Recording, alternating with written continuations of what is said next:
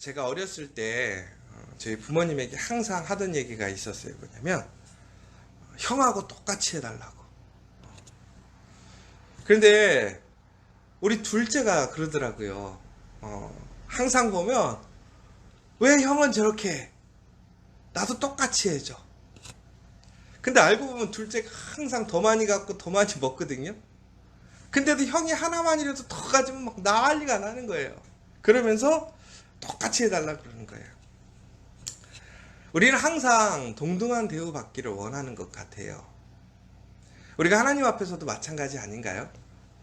누군가 하나님의 은혜를 받고 하나님의 능력을 받으면 참 하나님의 능력이 좋구나, 귀하구나 이런 마음도 있지만 동시에 하나님 나에게도 그 능력 주세요, 나에게도 그 은혜 주세요 라고 하는 것이 우리의 그런 마음인 것 같습니다.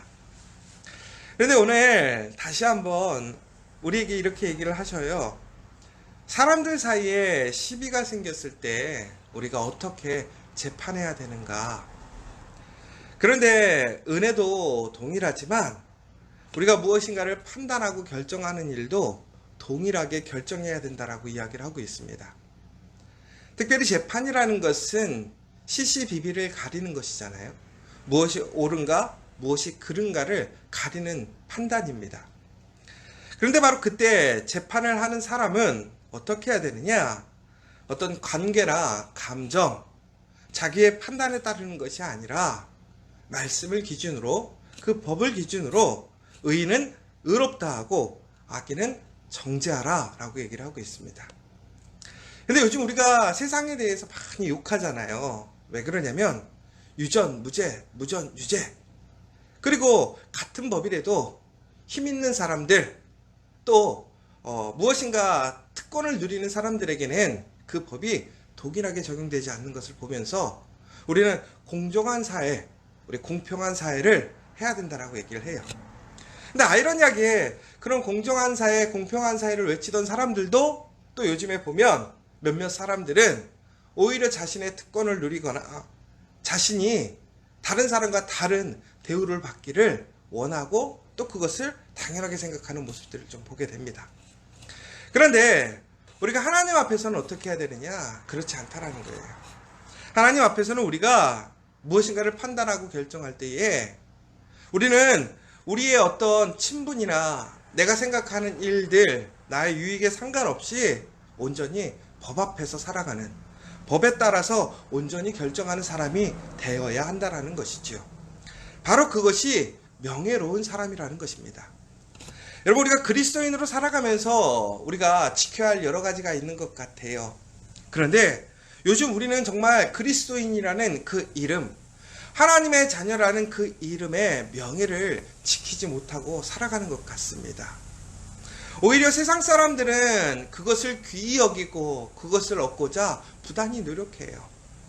그런데 우리는 너무나 값없이 하나님의 은혜로 우리는 우리의 생명을 얻었고 우리의 권리를 찾았어요. 그리고 우리는 은혜를 누리게 되었어요. 그러다 보니까 내가 얻은 것, 내가 수고해서 얻은 것이 아니라 받다 보니까 우리는 그것에 대해서 너무나 귀하게 여길 줄 몰라요. 정말로 내가 열심히 일해서 내가 노력해서 얻은 것들은 우리가 정말로 귀하게 여기잖아요. 제가 여러 가지 일들을 해보니까 그러더라고요. 아마 일을 하셔서 아시겠지만 내가 팔고 내가 하는 것들에 대해서 가장 좋은 거 쓰세요? 남는 거 쓰지 않으세요? 남들한테 제일 좋은 거 팔고 남들에겐 제일 좋은 거 어떻게든 그냥 주고 싶어서 이렇게 주는데 저희는 제일 좋은 건 안 하고 맨날 남은 거 아니면 찌끄레기 그렇잖아요. 왜 그러냐면 그거 하나하나가 다 귀하고 너무나 이게 버리기도 아깝고 그런 거잖아요. 이게 자기가 수고하고 애쓰다 보면 그것에 대한 값어치를 아는 거죠. 우리가 하나님을 통해서 우리는 불명예스러운 사람이었음에도 불구하고 죄인이었음에도 불구하고 우린 다시 하나님의 자녀가 되었어요. 명예를 회복하게 되었죠. 그런데 우리는 그 명예에 대해서 너무나 쉽게 생각해요. 그러나 하나님께서는 우리에게 주신 그 명예를 잘 지켜가기를 원하시는 거예요. 근데 그 명예로운 것은 무엇이냐? 바로 이처럼 우리가 공의롭게 하나님 말씀 안에서 자로나 우로나 치우치지 않고 살아가는 모습이 되어야 한다는 것이지요. 저도 생각해 봐요. 가능하면 말씀대로 살아가려고 하는데요. 근데 그렇지 않더라고요. 나랑 뜻이 맞고 내가 좋아하는 사람에게는 더 마음이 가는 게 사실인 것 같아요. 내가 하고 싶은 일, 우리 교회 사역에 포커스가 맞춰진 사람들이 도움을 요청하면 도와줘요. 그런데 내가 싫어하고 내가 아니라고 생각하는 사람들이 도움 요청하면 별로 신경 쓰지 않는 것 같아요. 그런데 그것은 올바르지 않다라는 거예요. 우리가 무엇인가를 행하고 판단할 때에 우리는 내 어떤 감정, 내 판단이 아니라 그 말씀에 비추어 온전히 행하는, 그 공의를 행하는 사람이 올바른 모습이다 라고 얘기를 하고 있습니다. 그러면서 이제 악인에게는 태형을 주라는 거예요. 그러니까 죄가 있으면 그 죄값을 치르게 하라는 것이지요. 그런데 여기서 우리가 한 가지 조심해야 될 게 있습니다. 뭐냐? 3절에 보면 그 죄값을 치를 때에, 그 죄값을 줄 때에는 그 사람이 감당할 수 있는 수준에서 주라는 거예요. 우리가 죄값을 준다라는 의미는 무엇이냐? 결국은 그 죄값이라는 것은 죄에 대한 값이잖아요. 그러니까 그 죄를 지으면 그만큼 값을 지게 된다는 것을 알게 해서 나중에는 다시 그 죄를 짓지 않게 하는 것이지요. 그래서 우리가 성경에 보면 우리가 자녀를 훈계하고 가르치는 것을 게을리하면 그것은 우리가 자녀를 사랑하고 도와주는 것이 아니라 오히려 자녀를 망하게 하는 거예요. 성경에 보면 많은 위대한 사람들이 있어요. 그런데 그들의 자녀들을 어떻게 대하느냐? 사랑으로 모든 것을 다 덮어주는 가정이 잘 되느냐? 그렇지 않더라는 거죠. 잘못되고 법에서 벗어나면 그것을 책망하고 가르쳐야 되는 거예요. 그것이 바로 죄값이라는 것이죠. 그런데 그 죄값은 너무 가하게 되면 안 된다는 이유가 있어요. 왜 그러느냐? 이 죄값이라는 것은 엄밀히 보면 다시 얘기하자면 그 사람을 회복시키는 게 포커스지, 그 사람이 죄를 지었으니까 심판받아야 되고 징계받아야 된다는 그 목적이 아니에요. 그러니까 징계가 목적이 아니라 결국은 회복, 다시 거듭남에 대한 목적인 것이죠.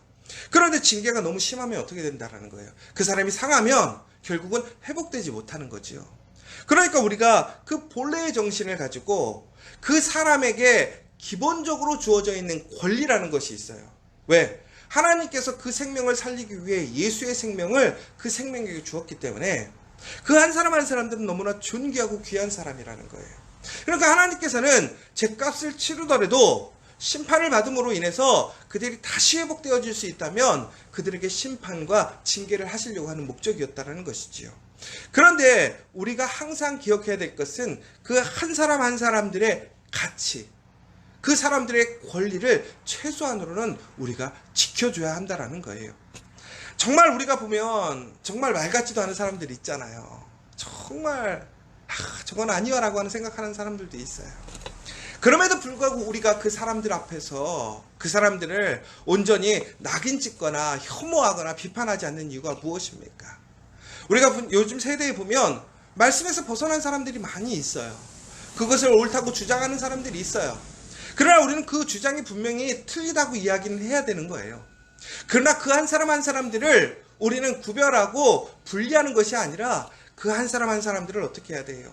존중하고 그 생명을 귀히 여길 수 있는 그 마음은 가져야 된다는 거예요. 왜? 그 생명 또한 하나님께서 존귀히 여기시는 생명이니까. 바로 우리가 그러한 명예를 지키고 또한 명예롭게 살아갈 수 있는 사람들이 되어야 한다고 이야기를 하고 있습니다. 그런데 불명예스러운 사람들의 모습이 나와요. 어떤 사람이냐? 오늘 말씀에서는 이제 형제 중에 그 형제가 죽었을 때에 그 아내를 그 다른 형제들이 책임지라고 나와 있습니다. 그런데 거기서는 단순히 아내를 책임지는 것이 목적이 아니라 그 형제가 죽어서 그 형제의 아내가 자식을 갖지 못하게 되었을 때는 그 아내를 취해서 자식을 낳았을 때 그 자녀를 그 형제의 유업으로, 그래서 그 새로 얻은 형제의 아내에게 주어서 그 형제의 기업이, 그 가문이 이어질 수 있도록 하라는 거예요. 그러니까 결국은 무슨 얘기냐면 하나님의 관심은 항상 누군가가 세워지고 사람이 세워지고 가문이 세워졌을 때에는 그것을 온전히 지켜가기를 원하시는 거예요. 세워지기를 원하시는 거예요. 비록 넘어지고 힘들어도 다시 회복되어져서 그것들이 아름다운 믿음의 가정으로 공동체로 계속 이어져 가기를 원하신다라는 것이죠. 그런데 우리가 그들을 도와주기가 쉽지가 않아요. 왜 그러느냐? 자기가 낳은 자식임에도 불구하고 그 자식을 누구에게 줘야 되는 거예요? 바로 그 형수에게 줘야 되는 거예요. 그런데 그 형수와 그 자녀들을 키우면서 모든 들어가는 비용들이 나중에는 자기에게 돌아오는 것이 아니라 결국은 그 죽은 형제의 몫이 되어버리니까 결국은 자기가 선한 일을 하면서 손해가 되는 거예요. 불편함을 겪게 되는 것이지요. 그러니까 어떻게 하느냐? 그 자녀를 낳지 않게 하는 거나 혹은 그 형제의 그 형수를 그 아내를 아내로 취하지 않으려고 하는 거예요. 그런데 성경에서 무엇이라고 되어 있냐면 그러지 말고 너희가 손해가 나더라도 그 가정을 지켜주라고 얘기를 하는 거예요. 왜? 그 가정을 지켜주는 것이 명예로운 일이라는 거예요. 하나님이 기뻐하시는 일이라는 거예요. 그러나 그것을 하지 않는 사람들은 어떻게 되는 것이냐? 수치를 당한다라는 거예요. 그래서 오늘 보면 뭐라고 되어 있냐면 그의 이름을 신벗김 받은 자의 집이라 부를 것이다 라고 나와 있어요. 결국은 신벗김을 받았다라고 하는 것은 자기의 책임을 지지 않는 사람이에요. 수치를 당한 사람이에요. 불명예스러운 사람이라는 거예요. 결국은 오늘 우리에게 이야기하는 것이 무엇이냐? 우리가 살아가면서 명예를 지키고 살아갈 수도 있고 불명예스러운 삶을 살아갈 수도 있습니다. 그러나 오늘 말씀에서는 우리에게 진정으로 하나님 말씀 안에서 명예를 지키는, 우리가 하나님께 받은 권리를 누리려고만 하지 말고 우리에게 주어져 있는 책임과 사명을 온전히 감당하면서 그것이 비록 나에게 손해가 있고 내가 그것 때문에 여러 가지로 힘듦이 있어도 우리는 우리의 그 명예를 지키고 하나님의 말씀에 순종하고 살아가는 우리가 되라고 이야기하고 있다는 것이지요. 여러분, 우리가 오늘 이 본문의 내용을 보면서 다시 한번 잘 생각해 봤으면 좋겠어요. 그렇잖아요. 명예가 밥 먹여주냐? 자존심이 밥 먹여주냐? 그렇죠. 명예를 지킨다라는 것은 어찌 보면 우리가 손해를 져야 될 것이고 불편한 일들을 많이 해야 할 것이에요. 그러나 여러분 그 사실을 기억하십시오. 우리가 명예를 지킨다고 하는 것은 결국은 누구를 높이는 것일까요? 나를 높이는 것이 아니에요. 단순히 내가 높아지고 내가 존중받고자 내 명예를 높이는 것이 아니라 내가 그리스도인으로서 하나님의 자녀로서 하나님의 가정으로서 하나님의 교회로서 우리가 명예를 지킨다고 하는 것은 결국은 하나님을 영광스럽게 한다는 거예요. 하나님의 이름을 높이는 거예요. 바로 그것이 우리의 명예라는 거예요. 우리가 이처럼 하나님의 말씀을 지키고 하나님의 이름을 명예롭게 지킨다면 바로 그 사람에게, 그 가정에게는 하나님께서 더욱더 큰 복을 주시겠다고 약속했다라는 거예요. 사랑하는 여러분, 이 땅에서 명예를 지키는 거 쉽지 않습니다. 내 눈앞에 보이는 유익을 포기하는 거 쉽지 않습니다. 나를 인정하고 또 나를 따르지 않는 그러한 사람들에게 내가 명예를 지키는 거 더 어렵습니다. 그러나 여러분, 우리가 기억해야 될 것은 누군가가 나에게 어떻게 하느냐가 중요한 것이 아니라 먼저 내가 무엇을 해야 되는지를 아는 것이 명예로운 사람입니다. 내 본분, 내 사명을 지켜가는 것이 명예로운 사람입니다. 저는 우리 커피아 교회, 더 나아가서 여기 계신 여러분들이 그러한 자존심과 명예를 지키는 정말 그리스도인이 되었으면 좋겠습니다. 우리가 세상 사람들과 다른 것이 무엇입니까? 우리가 세상의 부귀 영화를 포기하면서도 우리가 오늘 신앙의 삶을 살아가는 것은 무엇입니까? 바로 그 하나님을 믿기 때문에 그렇지 않습니까? 그 하나님의 자녀라는 그 명예 때문에 그렇지 않습니까? 우리에게 주어져 있는 그 명예를 존귀 여기시고 오늘 그 지켜가는 저와 여러분 되었으면 좋겠습니다. 바로 그때에 하나님께서는 우리를 그 명예롭게, 그 명예에 부족함이 없도록 채우시고 인도하실 줄 믿으시기 바랍니다.